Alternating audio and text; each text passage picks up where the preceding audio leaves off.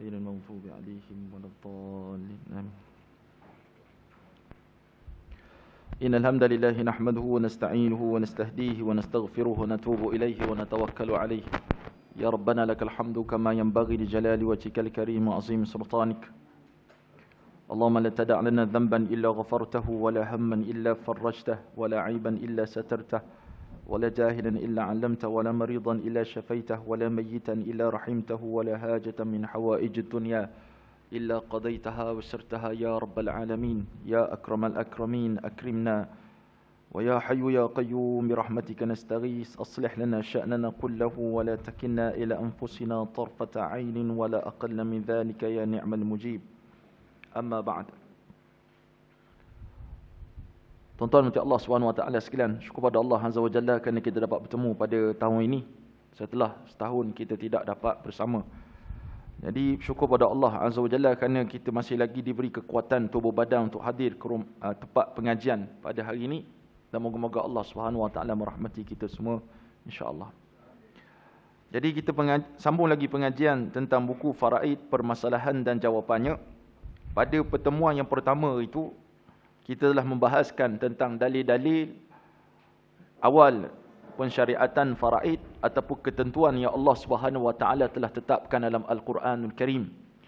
Yang saya nyatakan kepada tuan-tuan haji, puan hajah sekalian, tentang ayat-ayat yang Allah Subhanahu Wa Taala nyatakan, iaitu pada ayat yang ke-11 daripada surah An-Nisa, ayat ke-12 daripada surah An-Nisa, ayat ke-176 daripada surah An-Nisa, dan sebelum tu ayat ke-7 daripada surah An-Nisa. Semuanya surah perempuan belaka. Tak ada surah Ar-Rijal. Bukan bermakna kita lemah, tidak, maksudnya keutamaan wanita itu Islam tidak kesampingkan di sisi Allah Subhanahu Wa Taala dan di sisi Rasulullah sallallahu alaihi wasallam. Saya juga telah nyatakan bahawa pada ayat ke-7 Allah mencerita secara umum tentang pensyariatan faraid.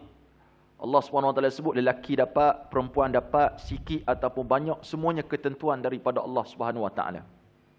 Pada ayat ke-11 Allah SWT menceritakan tentang pewarisan, tentang mukaddimah daripada firman Allah SWT. Allah mukaddimahkan tentang kepentingan untuk kita memahami bahawa lelaki dapat dua bahagian berbanding perempuan berdasarkan firman Allah, yusikumullahu fi auladikum lidzakari mithlu hazzin unsayain. Itu yang kita telah nyatakan. Kemudian terima kasih Allah Subhanahu Wa Taala sekalian, dalam ayat ke-11 juga diceritakan tentang pewarisan anak-anak perempuan. Dan saya juga telah nyatakan kepada tuan-tuan sekalian bahawa termasuk dekat situ zuriat kita yang lain, cucu, cicit, ciut, piuk dan ke bawah, dengan syarat cucu-cucu ataupun cicit-cicit mesti semuanya datang daripada lelaki. Kalau anak, mesti anak. Kalau cucu, mesti cucu daripada anak laki-laki. Kalau cicit, mesti cicit daripada cucu lelaki, daripada anak lelaki. Lelaki. Maka itu kita panggil ashabul furud. Ashabul furud. Baik. Saya juga telah menceritakan kepada tuan-tuan, tak tahu berhenti mana itu. Ada ingat tak kita berhenti mana itu? Tak tahu. Kita juga menceritakan tentang pewarisan ibu ayah. Ibu ayah akan mendapat 1/6 jika si mati mempunyai zuriat.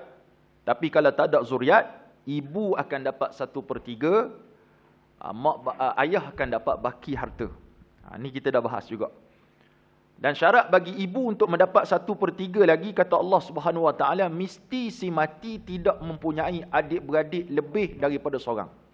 Kalau ada lebih pada seorang, ibu akan dapat 1/6, dia tidak akan dapat 1/3. Ibu ni, dia kadang-kadang dapat 1/3, kadang-kadang dapat 1/6. Waktu bila dapat 1/3? Ketika mana di zuriat yang mati itu, zuriat dia yang mati tak ada anak, ataupun tak ada zuriat, tak ada cucu lah kita ni, daripada anak tersebut.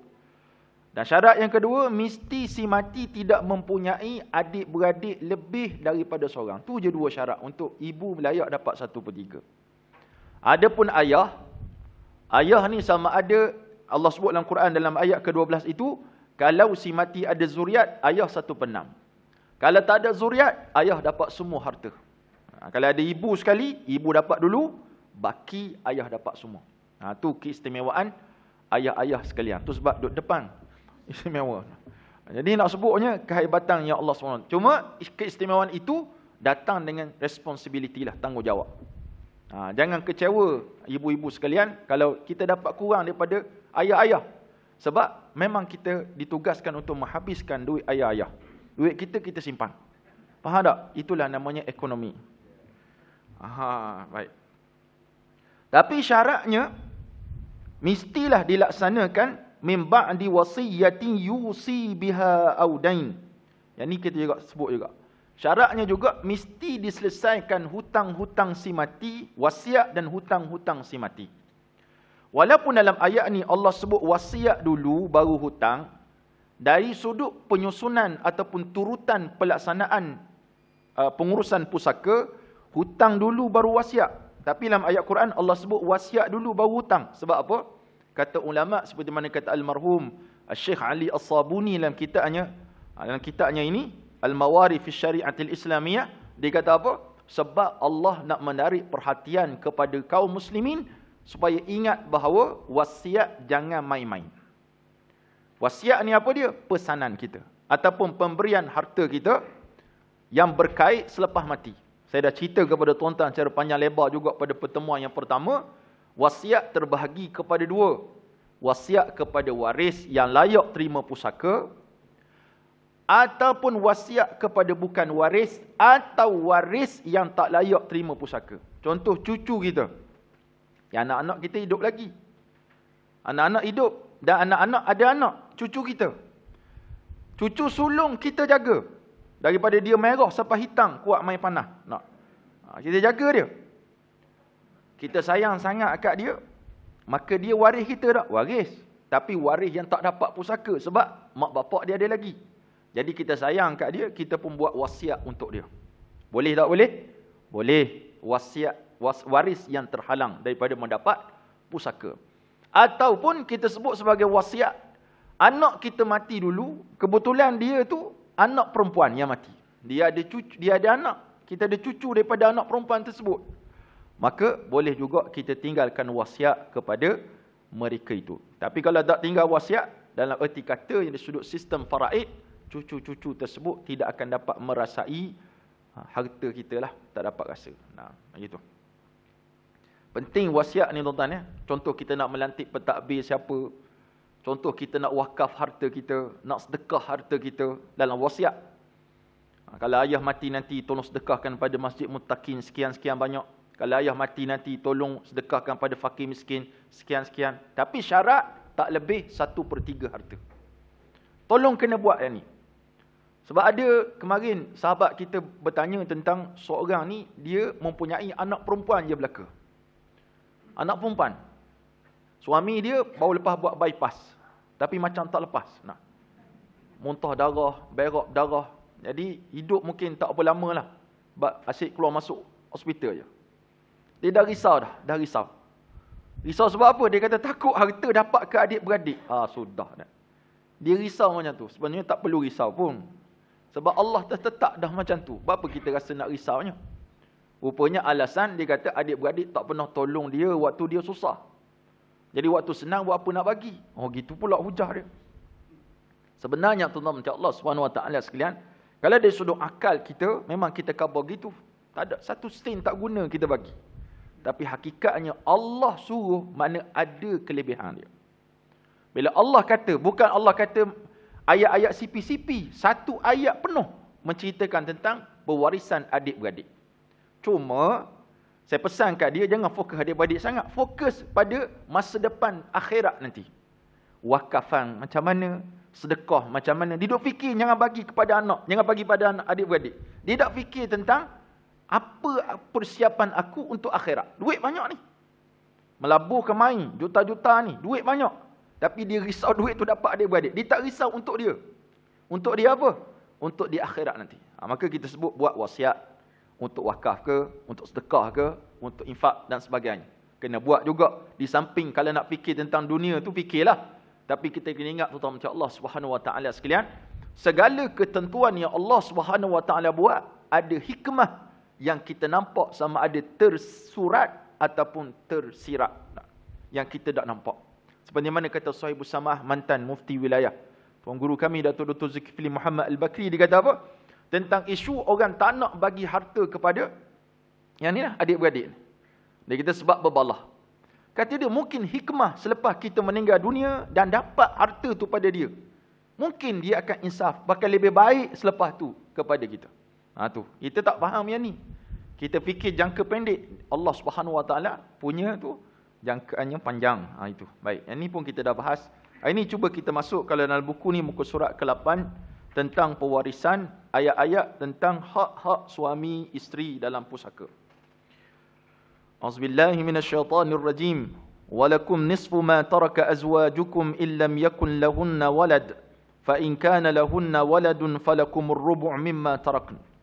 Dan bagi kamu 1/2, yakni suami-suami, bagi kamu 1/2 dari harta yang ditinggalkan oleh isteri-isteri kamu jika mereka tidak mempunyai zuriat ataupun anak. Suami akan dapat 1/2 kalau kita berkahwin, kita tak ada anak ataupun dia tak ada anak dengan kita. Kalau kita nikah dengan janda, memang dia tak ada anak juga, maka dia meninggal dunia, 1/2 dapat kat kita, separuh dapat. Gembira orang lelaki, banyak dia kata dapat. Fa in kana lahunna waladun, tapi jika sekiranya isteri tersebut ada anak, mempunyai anak, falakumur rubu'u mimma tarakn, maka kamu wahai suami-suami akan mendapat 1/4 daripada harta yang mereka tinggalkan. Depan saya ni majoriti 1/4. Tinggal lagi kita dapat ke isteri yang dapat. Allah SWT. Kalau isteri meninggal, kita dapat. Kalau kita meninggal, isteri yang dapat. Kena faham gitulah. Jangan duduk berkira-kira lepas ni pergi umrah, duduk sofa, nak Omikron lah, tetap aku nak pergi umrah, contoh-contohlah kalau buka balik untuk pergi. Dia fikir yang tu. Baik, taib. Maksudnya Allah SWT sebut tentang pewarisan suami, 2 lah kadar dia. 1/2, 1/4. 1/2 ketika isteri tidak ada zuriat, 1/4 ketika mana isteri ada zuriat. 1/4 harta pusaka. Ini tidak termasuk tuntutan harta sepencarian. Harta sepencarian suku. Harta faraid suku. Sepencarian dengan faraid tak sama, tuan-tuan. Ada orang faham? Sama dua tu. Tak sama. Sepencarian. Itu hukum adat yang telah dijadikan hukum. Yang kedua, faraid. Kena selesaikan tuntutan harta sepencarian kalau dituntut. Selesai yang tu, baru turun kepada faraid. Tapi kalau tak selesai tuntutan ni, tak boleh pergi kepada faraid. Maka kena selesai satu-satu. Bukan isteri saja layak untuk menuntut harta sepencarian, suami pun layak menuntut harta sepencarian kalau ada harta. Syaratnya kalau ada harta. Jangan bersungguh panjat mahkamah, hakim tanya apa harta? Tak ada harta. Tapi sebab dah mengaji ni, nak cubalah try, minta. Tak boleh. Kena ada syaratnya, kena ada harta. Habis. Min ba'di wasiyatin yusina biha aw dain. Allah ulang pula ayat ni. Allah kata sesudah ditunaikan wasiat yang mereka wasiatkan dan sesudah dibayarkan hutang. Kena selesai yang ni dulu. Walaupun harta berkepuk-kepuk kata Diva AA, tetap tuan-tuan macam Allah Subhanahu Wa Taala sekalian, kena selesaikan hutang-hutang, selesaikan wasiat dulu.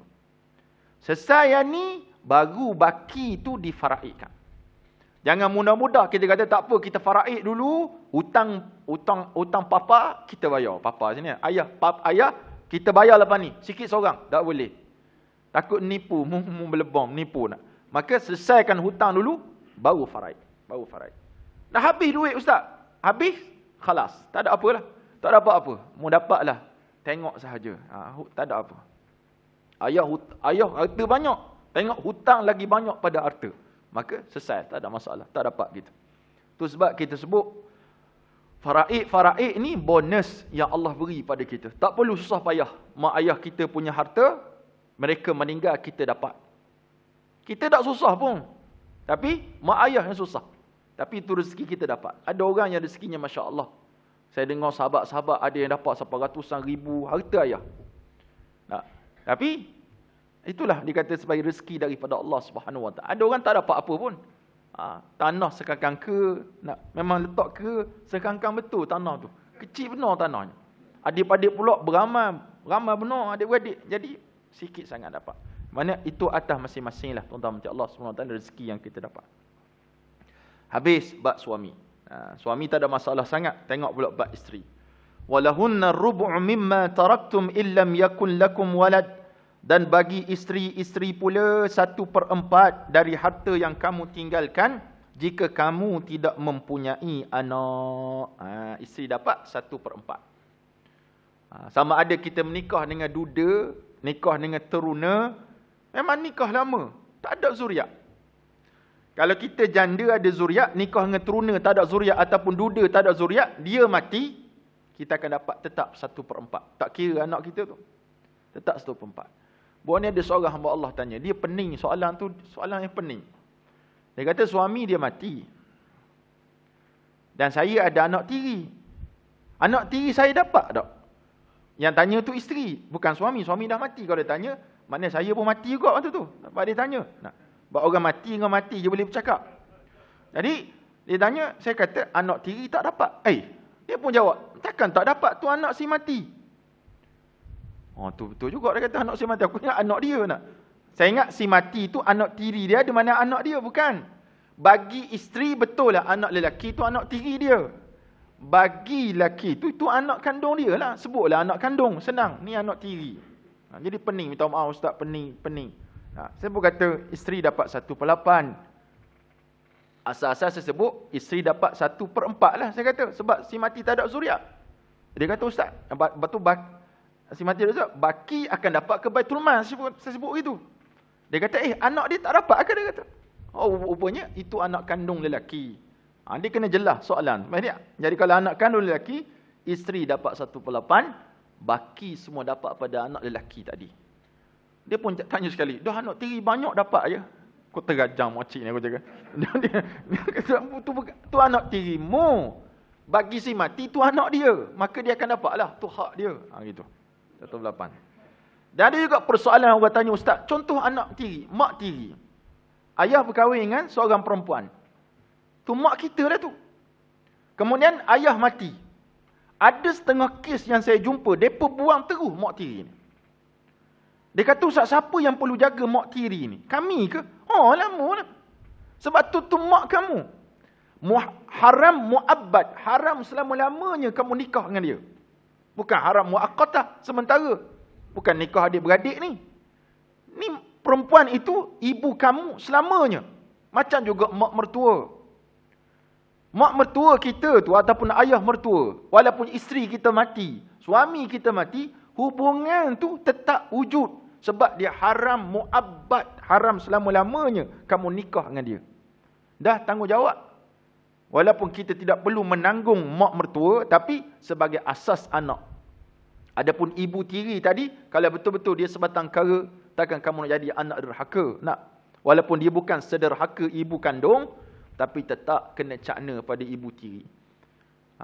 Lupakanlah ibu tiri macam bawang putih, bawang merah tu nipu banyak. Ada juga ibu tiri yang lebih baik macam Allah Subhanahu Wa Taala. Tapi sebab kita terpengaruh sinetron zaman dulu, habis jadi ya je. Ya.